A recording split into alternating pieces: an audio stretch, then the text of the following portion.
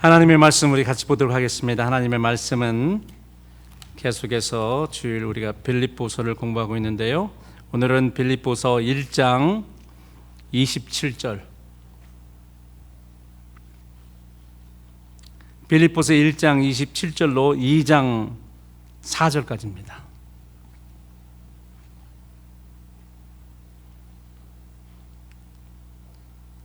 찾으셨으면 우리 교독하겠습니다. 제가 한 절, 여러분들이 한 절. 빌립보서 1장 27절 제가 먼저 읽습니다. 오직 너희는 그리스도 복음에 합당하게 생활하라. 이는 내가 너희를 가보나 떠나 있으나 너희가 한 마음으로 서서 한 뜻으로 복음의 신앙을 위하여 협력하는 것과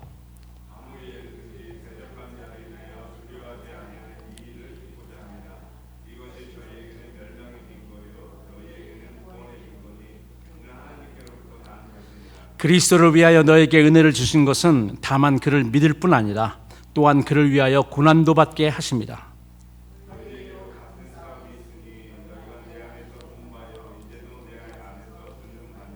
그러므로 그리스도 안에 무슨 권면이나 사랑에 무슨 위로나 성령의 무슨 교제나 긍휼이나 자비가 있거든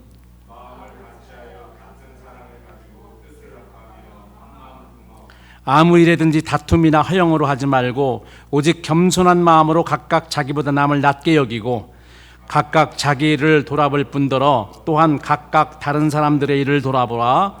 나의 기쁨을 충만케 하라. 사도 바울이 나의 기쁨을 충만케 하라고 했는데 만약에 이대로 하면은요 사도 바울만 기쁜 것이 아니고 하나님이 기뻐하십니다. 우리 주님이 기뻐하십니다. 만약에 우리 성도들이 만약에 우리가 이렇게 한다면은 그러면은 여기 서 있는 육목사도 기뻐하겠죠. 그러나 제일 기뻐하실 분은 우리 주님이십니다. 우리 주님이세요.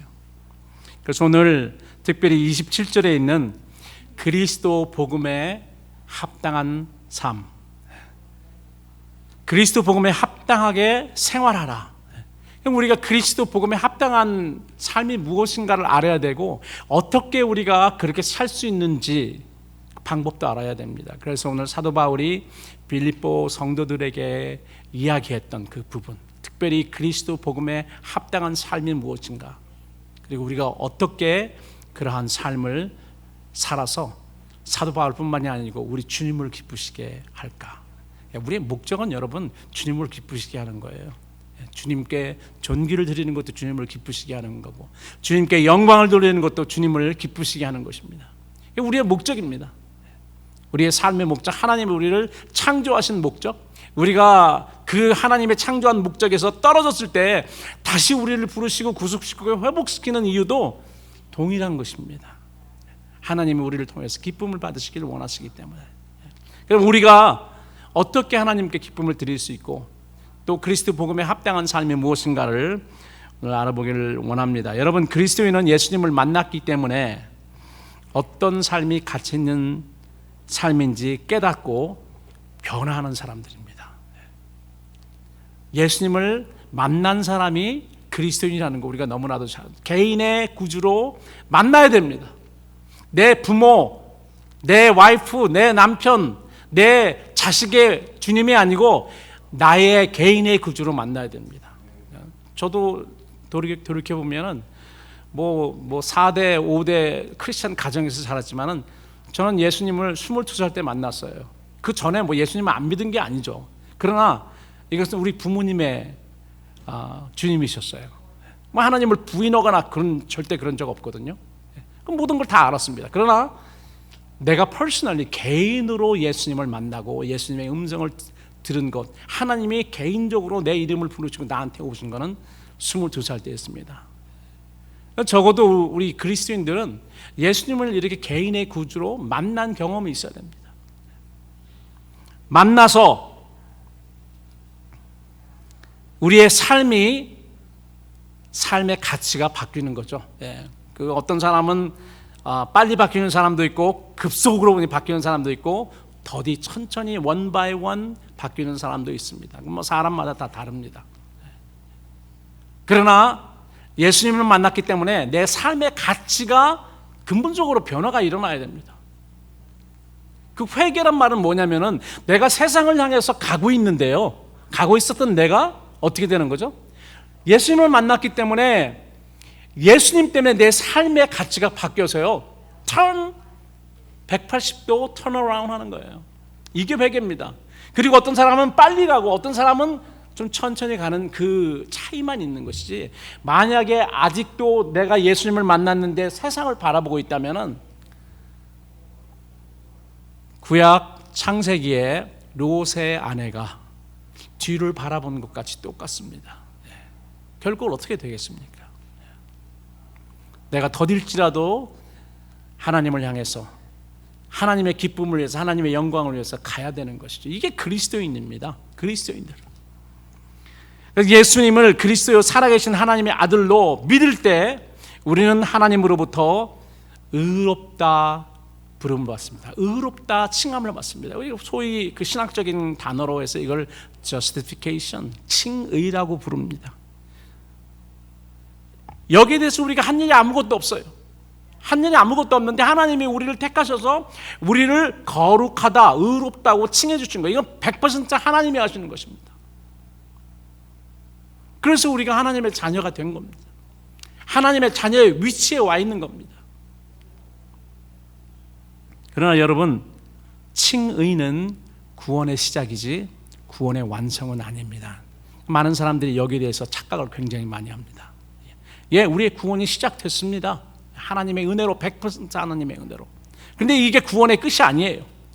이것은 시작입니다. 완성이 아니에요. 그래서 칭의는 뭐냐면 망대를 우리가 건물을 세우기 위해서, 망대를 세우기 위해서 쌓는 기초입니다. 기초를 잘 다져야 되죠. 이 기초 위에 우리는 성령님의 도움으로 망대를 쌓는 것입니다. 이 과정이 바로 sanctification, 성화 단계입니다. 그리고 이 과정은 우리가 주님 앞에 설 때까지 계속되는 단계입니다. 그래서 우리는 넉넉히 있을 수가 없습니다.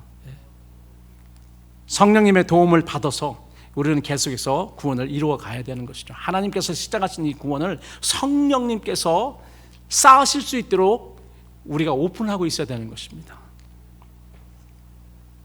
누가복음 14장 28절에 30절 보면 예수님은 망대 비유를 하십니다.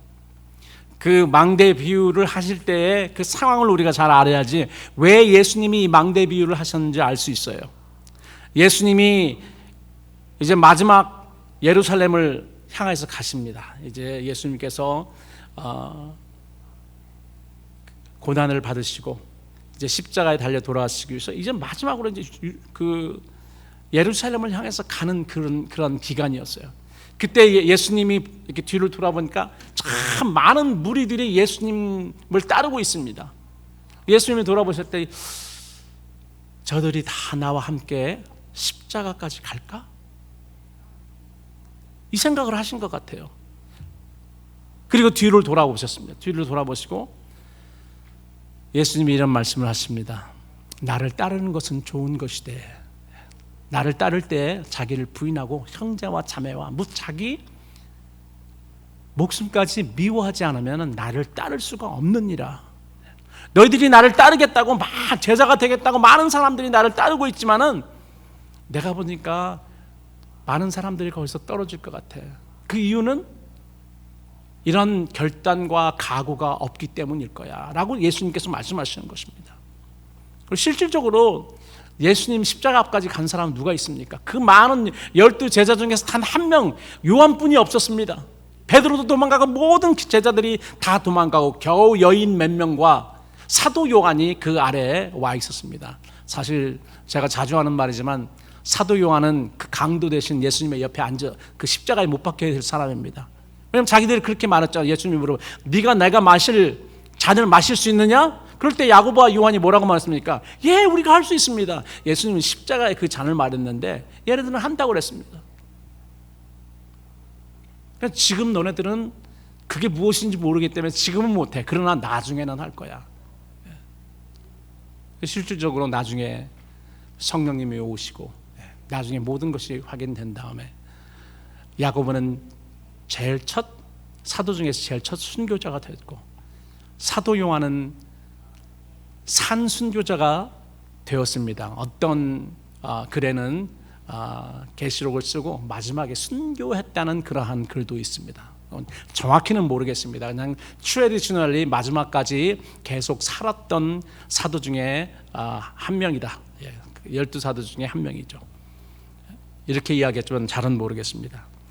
하여튼 그 예수님이 그러한 상황에서 이 망대 비유를 합니다. 그 망대 비유를 잘 우리가 살펴봐야 됩니다. 무슨 말씀을 하시려고 이 망대 비유를 하셨나?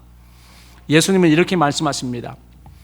기초만 쌓고 능히 그 망대로 준공하지 못하면 보는 자가 다 비웃어 말하기를 이 사람이 일을 시작하고 능히 이루지 못하였다. 예수님을 따르겠다고, 예수님의 제자가 되겠다고 예수님을 따라다녔는데 나중에 보니까 모자란 겁니다. 이 망대를 쌓는데 필요한 그런 모든 거가 없는데 예수님은 이 망대 비유를 통해서 계산해보고 따라 할 수 있는 그런 각오, 결단력이 있는지 없는지 그거 하고 따라. 그렇지 않으면 예수님의 제자 된다고 시작은 했지만은 이루지 못할 거야. 그런 사람이 많을 것을 예수님께서 보셨죠. 이 말씀은 또한 우리에게 어떤 의미냐면 이 말씀은 우리의 구원은 이미 시작하였지만은 아직 다 준공되지 않았기 때문에 넋놓고 있지 말라는 것입니다. 두렵고 떨리는 마음으로 구원을 이루라. 이제 곧 우리가 이제 3장 공부하면은 2장 마지막이군요. 2장 마지막 부분에 사도 바울이 빌립보 성도들에게 다시 한번 이야기합니다. 그러므로 두렵고 떨리는 마음으로 구원을 이루라. 만약에 구원이 완성됐고 그들에게 다 이루어졌다면 왜 이런 권면을 합니까? 구원은 시작이 됐습니다. 시작은 분명히 됐습니다. 그러나 아직 끝나지 않았기 때문에 계속 성령님이 하시는 거에 순종하고 복종하고 계속 예수님을 따라가야 되는 것이죠. 사도 바울은 이미 빌립보서 1장 초반에서 이렇게 이야기했습니다. 너희 속에 구원의 좋은 일을 시작하신 하나님께서 그리스도 예수 재림의 날까지 그 구원을 이루실 줄을 우리가 확신하노라. 여기서도 확실하잖아요. 명확하게 이야기를 하고 있습니다.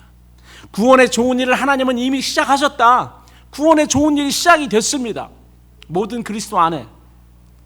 그리고 언제 이게 이루어진다고요? 예수 그리스도의 날, 곧 예수 그리스도 오시는 그 재림의 날에 이루어집니다. 그때까지는 우리의 구원이 계속해서 완공되고 있는 것입니다. 지금도 우리 구원이 완공되고 있고 새 예루살렘도 세워지고 있고 교회도 계속 지어지고 있는 것입니다. 뭐 건물이 지어지는 것이 아니고 참 교회인 성도들이 계속 세워지고 있는 거예요.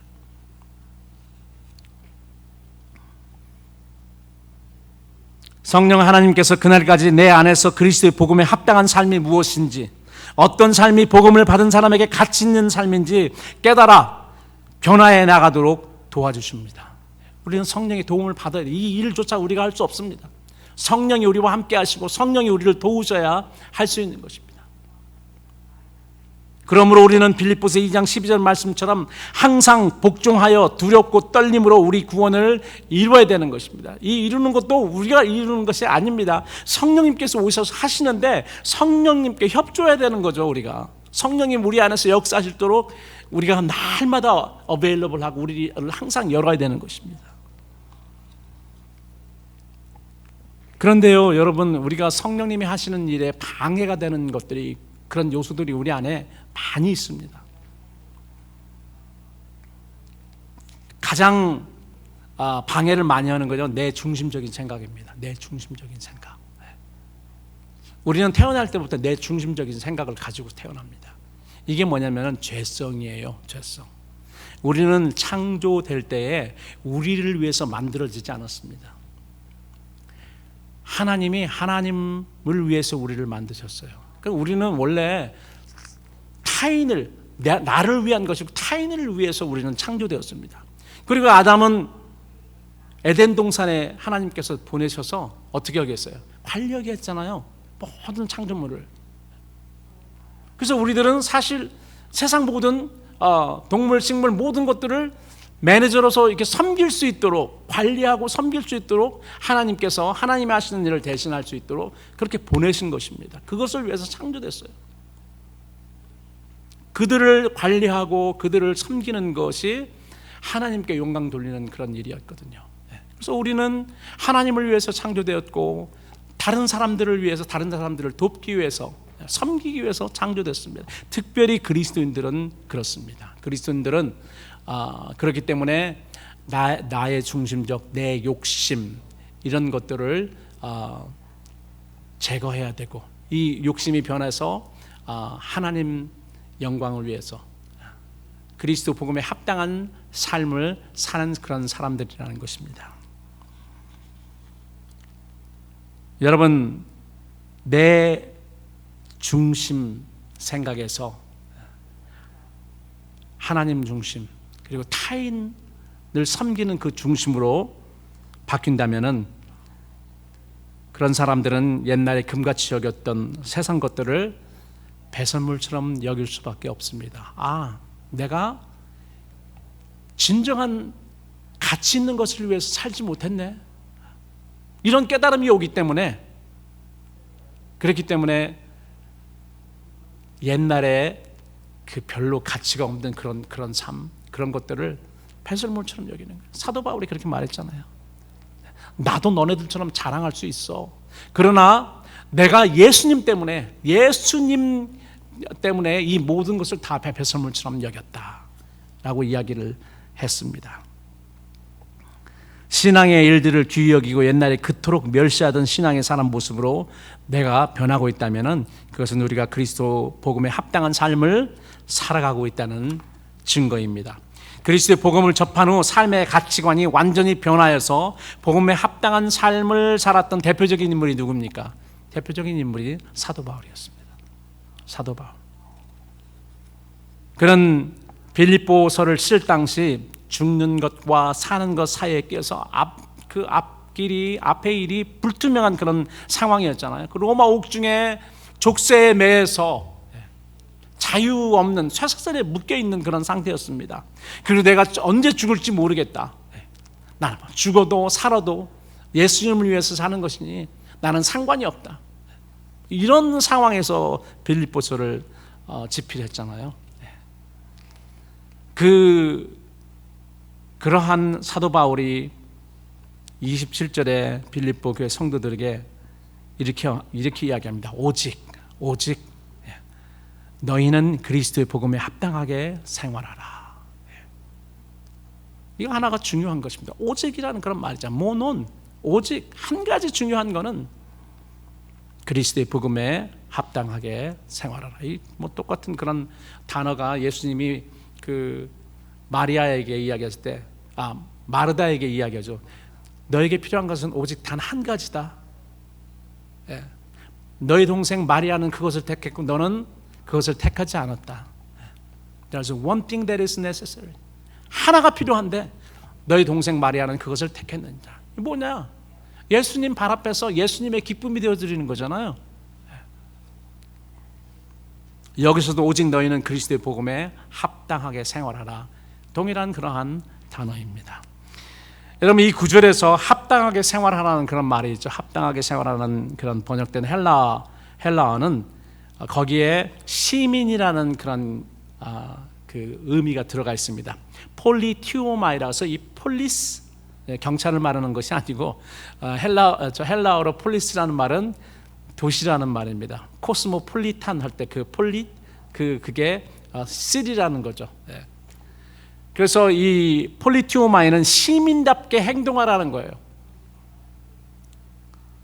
그리스도의 복음에 합당하게 생활하라, 시민답게 행동하라는 그런 말은 천국 시민답게 살라는 그런 말이죠. 이제 천국 시민 되었으니까 천국 시민답게 살라. 왜 이 단어를 사용했냐면요, 빌립보라는 그 도시가 작은 도시였지만 굉장히 특별한 도시였습니다. 작은 로마다라고 할 정도로 로마인들이 많이 살았습니다.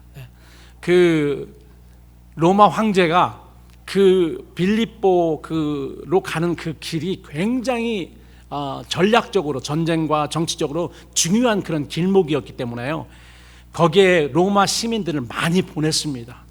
그리고 장교들, 군인들, 그런 사람들 여기에 살게 했어요. 그러니 뭐 자식들, 자녀들 딸린 그런 사람들이 다 와서 살았을 거 아니에요.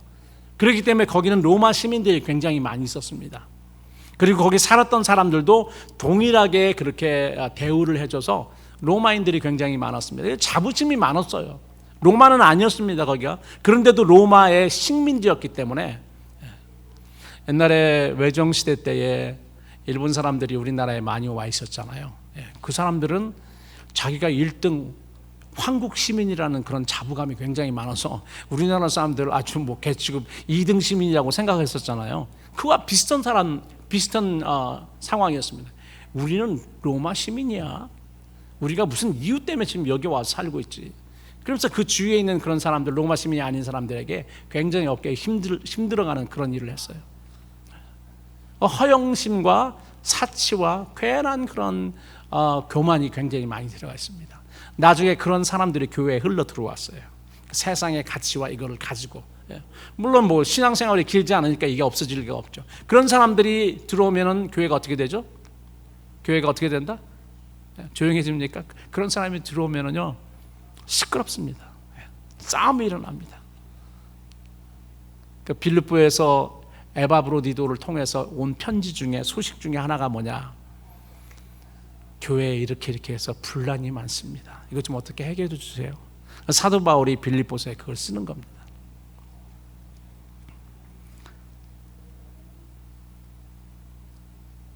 이 시민답게 행동하라. 우리가 천국 시민이기 때문에, 그렇기 때문에 천국 시민처럼 거기에 합당한 삶을 살라는 것입니다.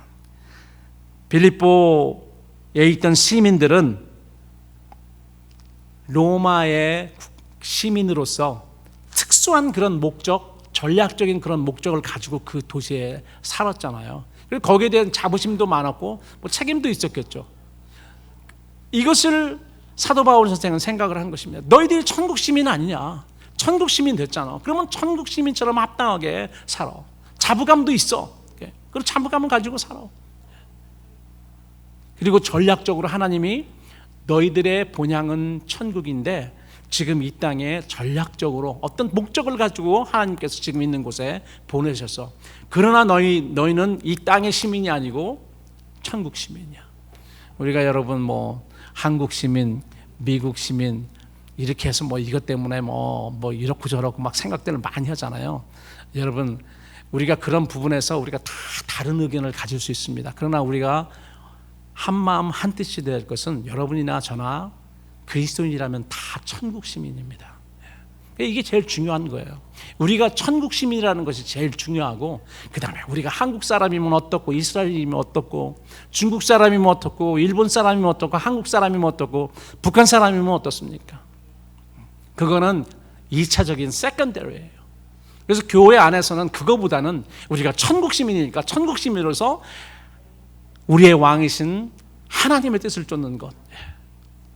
그래서 저는 강단에서 정치적인 그런 이야기를 잘 안 씁니다. 왜? 우리는 정치적이라도요 천국 정치를 해야 되기 때문에. 그게 가장 중요한 것입니다. 우리가 한 뜻이 되어야 될 것은 다른 것에 한 뜻 되지 마세요. 뭐 민주당의 한 뜻, 공화당의 한 뜻, 국힘당의 한 뜻, 민주당의 한 뜻, 이게 아닙니다. 사람마다 다 자기 의견을 가질 수 있어요. 저는 여러분들이 어떤 성향, 어떤 의견을 갖는 저는 상관이 없습니다. 그러나 상관이 있는 건 뭐냐면 여러분들은 천국 시민이기 때문에 천국 시민처럼 우리가 행동하고 그렇게 생각을 해야 돼요. 여기에 문제가 있으면 우리는 문제가 있는 것입니다.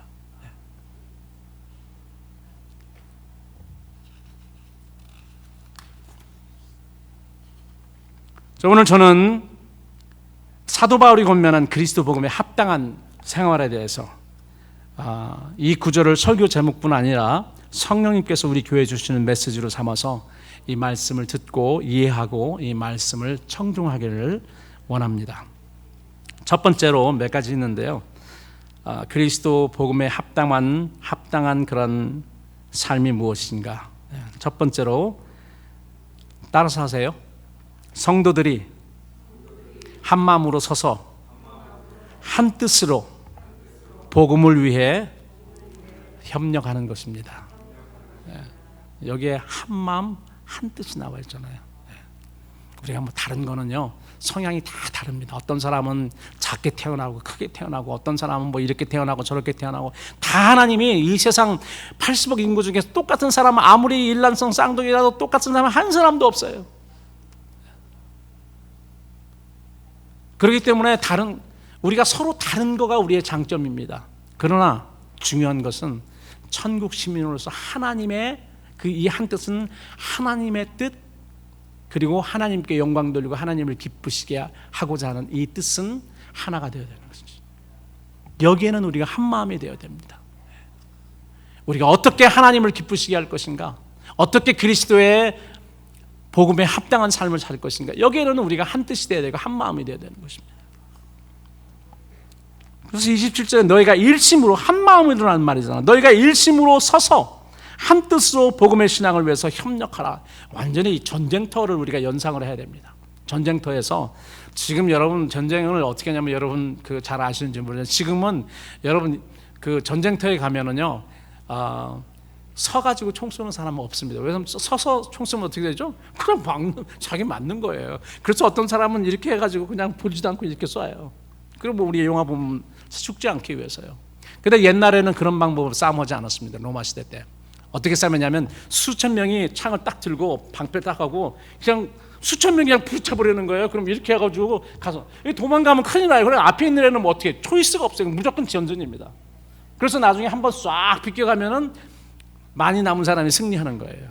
옛날에 그 전쟁하는 방법이 그랬습니다. 요즘 보면 좀 약간 무식하기도 하지만은 그런 방법이었어요. 그래서 여기서는 너희가 일심으로 서서, 이게 굉장히 중요한 말이에요. 그렇지 않고 막 앉는다든지 그러면은 그냥 넘어오는 거죠. 막 다 죽는 거죠. 돌아설 수도 없고, 일심으로 서서 한 마음으로 전진하는 그런 한 마음으로 가야 된다는 것입니다. 일어선다는 것은 전쟁터에서 병사가 자기 위치를 한 발자국도 뒤로 물러서지 않고 굳건히 서 있는 그런 단호함을 말합니다. 빌립보에 거주하고 있던 로마인들은 군사적 요충지인 이 빌립보를 사수하기 위해서 협력하고 물러서지 않아야 하는 그런 목적을 가지고 전략적으로 로마인에도 불구하고 이곳에 배치되어 있는 사람들이었어요. 그래서 자기의 삶의 목적이 무엇인지 알았어요. 그 사람들의 대다수는 군인들이었습니다. 군인들이었어요. 성도를 향한 사도 바울의 권면도 이런 목적이 분명히 있다고 저는 믿습니다. 우리가 선을 행하는데도 단호한 결단력이 필요하고요, 악을 물리치는데도 단호한 그런 결단력이 필요합니다. 그래서 우리는 서서 해야 됩니다. 물러설 수 없습니다. 주님 따르기로 나는 결심했네. 주님 따르기로 결심했네. 나는 뒤를 돌아보지 않겠네. 뭐 우리가 이렇게 찬송하지 않습니까? 그래서 이 단호한 결단력이 필요한데요, 여러분, 중요한 것은 성도들이 그리스도의 복음의 신앙을 위해서 행할 때에 한 마음으로 서서 한 뜻으로 행하는 것입니다. 그 유명한 그 전쟁사에, 중국의 옛날 그 전쟁사죠, 초한쟁팩이라는 그런 이야기가 있습니다. 실질적으로 있었던 옛날 이야기인데요, 여기서 한 나라와 초나라가 싸움을 하는데, 한 나라에 한신이라는 장군이 있었습니다. 굉장히 유명한 사람이죠. 그 사람은 잘 훈련된 그러한 병사들을 받은 것이 아니고요, 어디에 출타를 가게 되는데 임금이 이 한신에게 그냥 백성들을 막 그냥 밀어서 몇 명을 줬어요. 그렇기 때문에 소위 말해서 우왕좌왕하는 오합지졸들이었습니다. 근데 그런 사람을 가지고 이제 20만 군사를 싸움을 하는 그런 일이 있었는데, 한신이 뒤에 물을 뒤로 하고, 그렇죠, 우리는 이걸 뭐라고 하냐면 배수진이라고 하잖아요. 배수진. 등 배자에 물을 그 등 뒤에 놓고 그 진을 친다 해서 배수진이라고 했는데, 더 갈 곳이 없습니다. 그러니까 오합지졸들이 어떻게 되겠어요? 야, 여기서 우리 밀리면 우리는 죽는다. 그러니까 이 오합지졸들이 한 마음으로 한 뜻으로 싸울 수밖에 없는 그런 상황으로 이 한신이 그들을 몰아버렸어요. 그래서 한 마음 아니면 너희들이 여기서 살아날 수 없다. 한 마음을 가지고 한 뜻으로 싸움해라. 이렇게 해가지고 뭐 그 외에 다른 것도 있었지만은 그 오합지졸을 잘 사용해서 승리한 전쟁입니다. 그래서 여기에 한 마음 한 뜻 더 이상 우리가 물러날 수 없다. 영적인 전쟁, 우리 신앙도 영적인 전쟁 아닙니까? 물러설 수 없다는 그런 각오로 우리가 악에 대해서 대항해야 되고요. 선을 행하는데도 우리가 한 마음 한 뜻으로 주님을 기쁘게 하는, 주님께 영광 돌리는 그런 일에도 물러설 수 없다는 그런 마음으로 우리가 한 마음으로 해야 된다는 것입니다.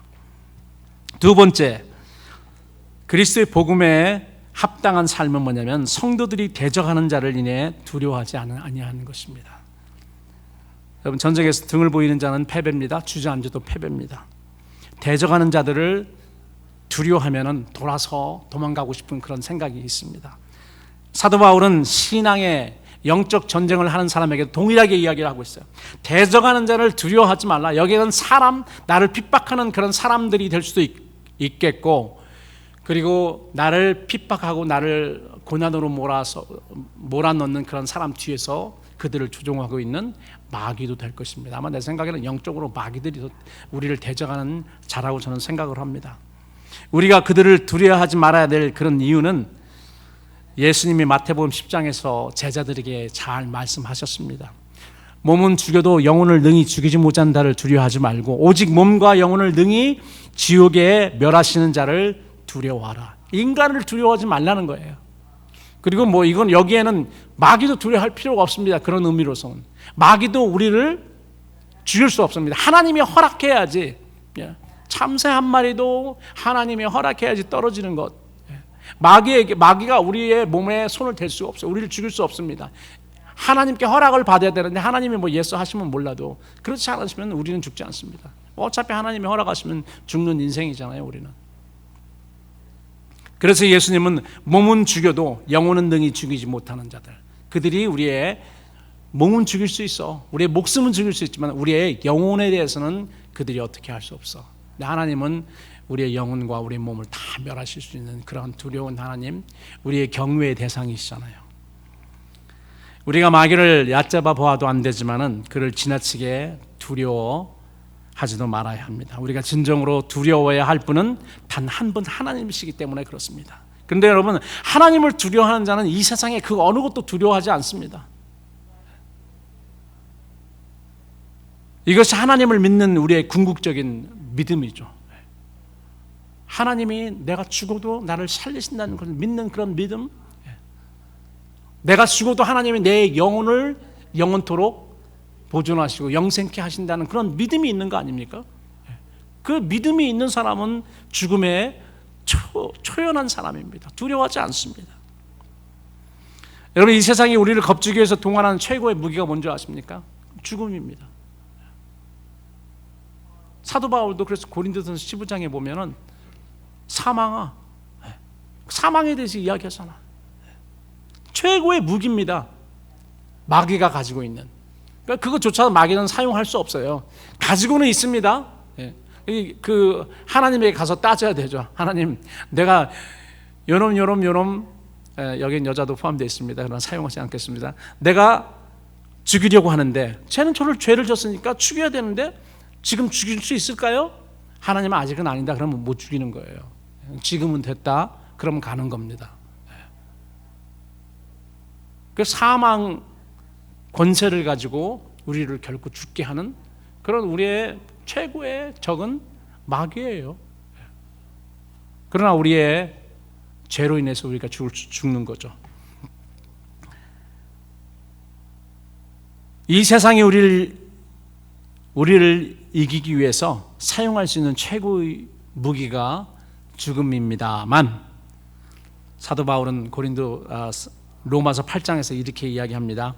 사망이나 생명이나 천사들이나 권세들이나 다른 아무 피조물이라도 우리를 우리 주 예수 그리스도 안에 있는 하나님의 사랑에서 끊을 수 없느니라. 와, 사망이 우리의 목까지 다가와도요, 사망이 우리의 목을 자른다 할지라도 예수 그리스도 안에 있는 하나님의 사랑에서 우리를 끊을 수 없는 것입니다. 하나님의 사랑은 더 강한 거죠. 세 번째로 그리스도 복음에 합당한 생활을 하는 것은 성도들이 고난의 행보를 마땅히 여기는 것입니다. 29절에 그리스도를 위하여 너에게 은혜를 주신 것은, 여러분 우리 은혜를 많이 구하죠. 하나님 내게 은혜 주세요. 저도 오늘 그 강단에 서기 전에 항상 제가 기도합니다. 하나님 제게 은혜를 주셔서 하나님의 말씀을 잘 전달할 수 있도록 하게 하세요. 말씀의 은혜를 주시고 성령의 은혜를 주세요. 저도 은혜에 대해서 많이 간구합니다. 여러분들도 물론 은혜에 대해서 많이 간구하는데, 여기 보십시오. 그리스도를 위해서 너에게 은혜를 주신 것. 하나님이 우리에게 은혜를 주신 그런 목적이 있습니다. 그를 믿을 뿐 아니라 우리가 하나님을 믿기 위해서 하나님의 은혜를 주십니다. 은혜를 주셔야지 우리의 믿음이 작동이 되는 것입니다. 하나님의 은혜가 있어요. 그래서 하나님의 은혜로 인해서 믿음을 통하여, 믿음으로 말미암아 우리가 구원을 얻었으니, 에베소서 2장에 나오잖아요. 하나님의 은혜 때문에 믿음을 통해서 우리가 구원을 받는 것입니다. 하나님의 은혜를 주셔야지 믿음이란 통로를 통해서 우리가 구원을 받는다는 말이에요. 믿을 뿐 아니라 두 개가 있습니다. 또한 따라서세요. 그를 위하여 고난도 받게 하십니다. 은혜가 크면은 뭐가 크겠어요? 고난도 큰 겁니다. 너무 여러분 은혜에 대해서 막 왕창 달라고 하지 마세요. 여러분 이 은혜와 이 예수님을 위한 고난과 잘 우리가 알아야 됩니다. 물론 여러분 크게 구하시고 크게 예수님을 위해서 고난 받으세요. 그럼 되죠 뭐.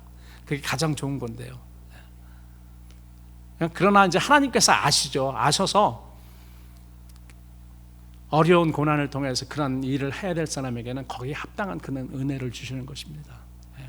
마치 트럭킹 회사에서 여러분 18휠러라고 그러잖아요. 큰 트럭, 큰 바퀴 18개 달린 그 트럭 하면서 기름을 30브러치만 주겠습니까? 조그마한 승용차에 30브러치 넣는 거예요. 이거는 막 200갤런씩 들어가요. 몇백 브러치 한 번에 들어갑니다.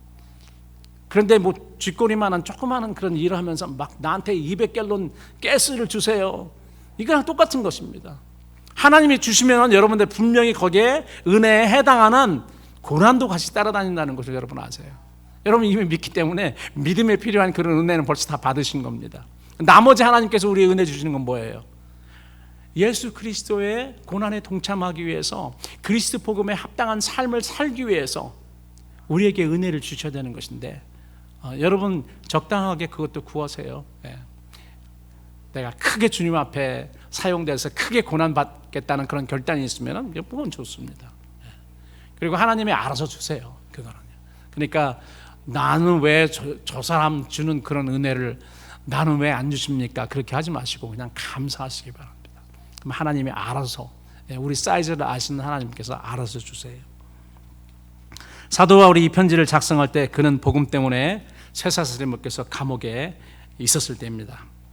여러분 빌립보에 처음 갔을 때도 사도 바울은 그런 비슷한 경험을 하잖아요. 억울하게 하나님을 일을 했는데 억울하게 고소당해서 막 두들겨 맞고 족쇄에 채해서 그때도 빌립보에 감옥에 들어갑니다.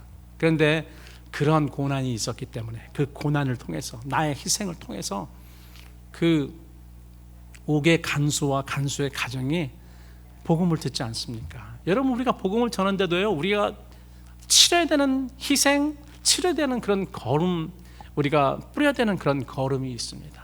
희생 없이 뭐가 됩니까? 그래서 우리가 하나님 앞에 짐승을 바쳐가지고 그런 희생 드리는 건 없지만 우리의 삶을 드리는 것입니다. 그게 새로운 방법, 새로운 신약시대, 새시대에 하나님께 드리는 그런 예배요, 제사 아닙니까? 사도 바울은 로마서 12장 1절에서 내 몸을 하나님이 기뻐하시는 산제사로 드린다. 나의 희생입니다. 내 삶을 통해서 내가 복음에 합당한 삶을 살 때 나에겐 분명히 요구되는 그러한 희생이 있습니다. 그걸 우리는 두려워할 수 없죠. 우리가 하나님 앞에 나와서 좋은 희생을 드리는 것처럼 나의 좋은 삶을, 내 시간을, 나의 물질을 드리는 것입니다. 복음을 위해서. 그게 그리스도 복음에 합당한 삶이에요. 우리가 이쁘게 와서 이쁘게 예배드리는 그건 나쁜 건 아니지만 이게 전부가 아닙니다. 이건 뭐냐면 하나님 내가 이렇게 할게요 라고 결단하고 하나님께 선언하고 실질적인 예배와 실질적인 희생제사는 교회 문턱을 떠나서부터 시작되는 것입니다. 교회는 우리가 모여서 그러한 희생적인 삶을 살기 위해 필요한 하나님의 말씀으로 채우고 은혜로 채우고 기도하고, 그리고 어떻게 돼? 그 다음부터 이제 우리의 실질적인 우리의 제사의 삶이 시작이 되는 것입니다. 저는 그렇게 생각합니다. 우리가 잘못 신앙생활할 때는 그냥 일주일 내내 내 마음대로 살다가 주일날 와서 막 6일 동안 그 잘못했던 거, 마음대로 살았던 거 만회하려고 열심히 거룩하게 살고 다시 또 6일은 그렇게 사는, 이거는요 구약적인 방법입니다. 안식일 개념 방법이에요. 그게 아니고 이제 주일은 뭐냐면은 일요일이 주일이 아니고요, 주일은 뭐냐면은 7일이 전부 다 주일인 겁니다. 이게 새로운 방법이에요. 하루만이 아니고요, 일주일에 하루만 하나님 것, 6일은 내 거가 아니고, 지금 새로운 방법은, 신약시대의 새로운 방법은 일주일 다 우리 주님 겁니다. 다 귀한 거예요. 모든 날이 다 귀해요. 또 육목사가 주일이 귀하지 않고 성스럽지 않다고 가르쳤다고 그렇게 말씀하시지 말고, 저는 모든 날이 다 거룩하고 주님 거라고 말씀드렸습니다. 마지막으로 한 마음과 겸손한 마음으로 성도들을 나를 돌보고 성도들을 돌보는 것입니다. 이게 그리스도에 합당한 삶이죠. 한 마음과 겸손한 마음으로. 그런데 불행하게도 많은 성도가 하라는 영적 싸움은 하지 않고 하지 말라는 모든 일에 다투는 것을 잘합니다. 우리 교회는 뭐 다투는 일이 없지만은 모르겠어요. 우리 교회가 좀 사이즈가 커지면 또 다투는 일이 있게 될지. 그런데 10명 교회도 다투는 일이 있고요. 사람 모이면은요 숫자 상관없어요. 100명이면 100명처럼 싸우고, 100명이면 50대 50으로 싸우고, 10명이면 5대 5로 싸우고, 어느 데든지 다 싸움, 다투는 일이 있습니다. 있잖아요. 뭐 집안에는 없습니까? 집안에도 있어요. 집안에도 있어요. 집안에도 서로 막 상처 당하고 막. 집안에도 있고 교회에도 있습니다. 거룩한 교회라고 없을까요?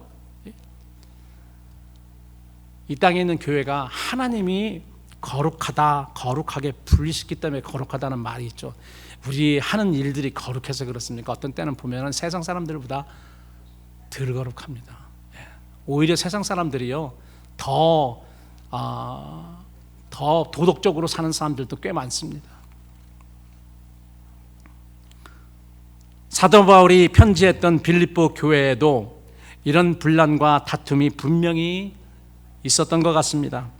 옛날이나 지금이나 10명 모이는 교회나 1000명 모이는 교회나 다툼과 분란이 있습니다. 제가 이제까지 있었던 교회는 다 분란이 있었어요.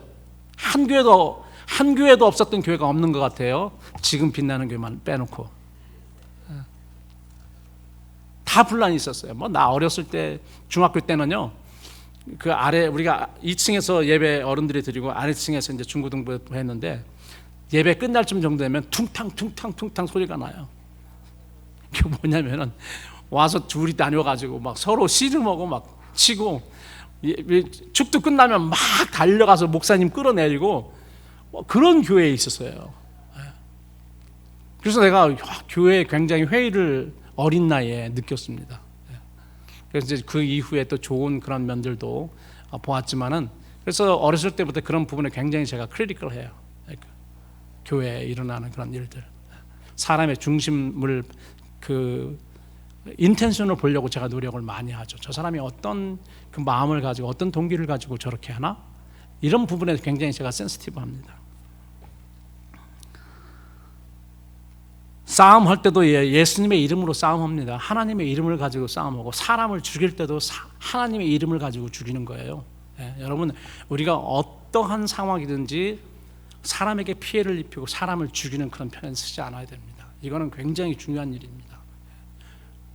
아무리 그게 하나님의 이름으로, 여러분 유대인들이 제사장과 장로들이 예수님 죽일 때 다른 이름으로 죽였습니까? 하나님 이름으로 죽였습니다. 사도 바울을 공격할 때 하나님의 이름으로 죽였습니다. 사도 바울이 교인들을 핍박할 때도 하나님에 대한 열심으로 그렇게 죽였어요. 많은 경우 그렇습니다. 그리고 이스라엘 왕들이 선지자들을 핍박할 때 하나님의 이름으로 핍박했거든요. 마지막이라고 다르겠습니까? 많은 하나님의 백성이라고 자처하는 사람들이 하나님의 이름으로 참 선지자들 죽이는데, 그 선지자들은 분명히 악의 길에 서지 않습니다. 죽이는 거 하지 않습니다. 예수님은 이 세상에서요, 그 누구도 해를 끼치지 않고 살리셨고 구해주셨습니다. 우리는 절대 그 편에 서면 안 됩니다. 분리해야 되고, 이게 안 될 때는요, 그 편에 서시기 바랍니다. 죽이는 편에 서지 마세요.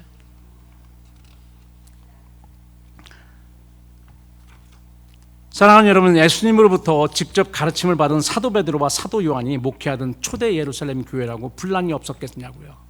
여러분, 초대교회 예루살렘 교회에 분란이 있었습니까? 없었습니까? 조금 모이니까 왜 저 과부들은 많이 가져가고 우리는 이렇게 조금 가져가는 거야. 벌써 이렇게 헬라파와 히브리파가 나뉘어서 분란을, 우리가 좀 덜 가져간다고. 그 저쪽 사람들은 뭐 빨리빨리 누구 이렇게 줄대 가지고 빨리빨리 가져갔겠죠. 다 나의 주장과 나의 욕심이 있기 때문에 이런 분란이 있어요. 물론 이제 사도 베드로와 이 사도들이 지혜롭게 집사들을 선택함으로써, 7 집사를 선택함으로써 그 일을 잘 해결했지만, 여러분, 사도 베드로, 예수님에게 직접 배운 사도 베드로와 사도 요한이 있던 목회하는 그 교회에도요, 막 거룩한 것만 있었던 것이 아니고 분란이 있었습니다. 문제들이 있었습니다.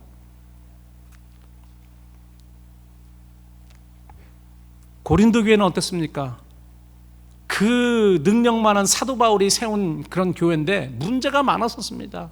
아볼로파, 바울파, 그리스도파, 또 게바파 다투었습니다. 유럽 최초의 교회로서 사도 바울이 설립한 빌립보 교회도 마찬가지였습니다. 여성들이 와가지고 여성들 중심으로 모였는데, 여성들이기 때문에 또 작은 그런 싸움들이 많았던 것 같아요. 네가 뭔데 어쩌고 저쩌고.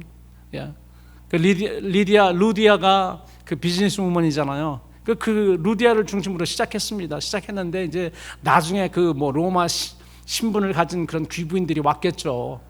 와서 이제 교인이 됐는데, 네가 뭐 여기 있었으면 얼마나 했다고, 너 장사꾼인 주제에 어쩌고 저쩌고. 아마 이래서 유오디아와 순두개라고 하는, 순두부랑 비슷하죠. 순두개예요, 이름이. 그 사람이 분란을 일으키고 막 그랬습니다. 그 사람 중에 한 명이 간수의 부인 정도 될지도 모르죠. 모르겠습니다. 그 누군지는 잘 모르지만은. 그래서 이런 사람들이 와서 허영으로 자기 잘난 체죠, 허영이요. 그래서 이 빌립보 공동체를 어렵게 했습니다. 여러분, 우리는요, 그렇기 때문에 기억해야 될 것이 있습니다. 하나님을 만난 사람, 예수님을 만난 사람, 우리의 삶의 가치가 무엇인가? 우리는 천국을 위해서 사는 것입니다. 천국이 우리를 위해서 있는 것이 아니고, 우리가 이 땅에 살 때 천국을 위해서, 하나님이 우리를 위해서 있는 것이 아니고 내가 하나님을 위해서 있는 것. 우리가 그렇게 주임 받았잖아요. 여러분, 만약에 하나님이 우리를 위해서 있으면 이건 종교입니다.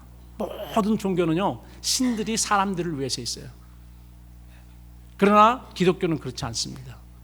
우리가 하나님을 위해서 있는 것입니다. 우리가 그렇게 창조되었고, 그 창조된 그것이 깨져버렸기 때문에 다시 하나님께서 우리를 회복하시고 구속하시고 새롭게 주신 거가 옛날에 처음 받은 것. 너희는 하나님을 위해서, 하나님의 영광을 위해서, 하나님의 기쁨을 위해서 살아라.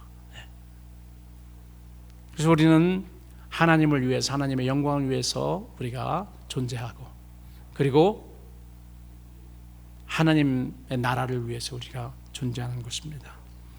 여러분, 우리가 잘 아는 미국 35대 대통령인 존 F 케네디가 대통령에 취임할 때 미국 시민들을 향해서 유명한 연설문이 있습니다. 그 영어로 보면 This is what John F. Kennedy said in the installment as a 35th president of the United States. He said, "And so, my fellow Americans, ask not what your country can do for you. Ask what you can do for your country." 그러므로 나의 동료 미국인이여, 그대의 나라가 그대에게 무엇을 해줄 수 있는지 묻지 말고 그대가 그대의 나라를 위해서 무엇을 할 수 있는지 물어보시기 바랍니다. 여러분, 이것이 바로 그리스도에 합당한 삶을 사는 사람이 바꿔서 천국에 합당한 그 미국이 아닌 천국에 합당한 삶이 무엇인가를 사는 사람이 물어봐야 될 겁니다. 우리가 천국을 위해서 무엇을 할 것인가, 하나님 나라를 위해서 무엇을 할 것인가 물어봐야 되는 것이죠. 하나님 나라가 나를 위해서 나에게 어떤 유익을 줄 것인가 물어보지 말고, 이건 굉장히 어린 신앙입니다. 육신적인 신앙이에요. 그러나 성숙한 그런 신앙은 이제 하나님 나라를 위해서, 하나님의 영광을 위해 사는 것이죠. 여러분, 우리가 이미 천국을 통해서 많은 것을 받았습니다. 여러분, 존 F 케네디가요, 제가 생각해 보니까 미국 사람들 그렇게 이야기한 이유가 있다고 생각해요. 미국 시민들이요, 당신들은 부자로서, 강국으로서 이미 많은 것을 누리고 있지 않습니까? 그렇기 때문에 이제 여러분들이 그 누리고 있으니까 이제 국가를 위해서 무엇을 할 수 있는지 지금부터 생각하세요. 전 동일하게 여러분들에게 말씀드리고 싶습니다. 여러분, 우리는 천국을 통해서 하나님의 은혜로 구원을 받았고, 지금도 하나님이 필요한 모든 것을 우리에게 공급하고 계시지 않습니까? 구원 하나에, 구원받은 것 그 하나만으로도 우리가 엄청난 것을 받았잖아요. 구원만 받은 게 아니고 구원 때문에 이제 우리가 영원한 곳에서 영광스러운 것을 누릴 수 있는 약속까지 받았잖아요. 그런 은혜를 받았는데, 이제는 하나님 나라를 위해서 하나님께서 우리에게 은혜를 주신 것은 하나님을 믿는 것뿐만이 아니고 우리 주님과 고난받기 위해서 은혜를 주신 거라고 하잖아요. 우리의 최고 목적은 예수님을 통해 건강의 축복, 물질적 축복, 형통하는 축복, 이런 임시적이고 결국 없어질 이 땅에 속한 것이 아니고요. 우리 성도들은 이미 예수 그리스도를 통해서 많은 것을 받았습니다. 이런 놀라운 은혜를 받아 천국 시민이 된 우리는 이제 천국 시민답게 천국 복음, 또 그리스도의 복음에 합당한 삶을 사는 여러분들이 되시기를 우리 주님의 이름으로 축원합니다.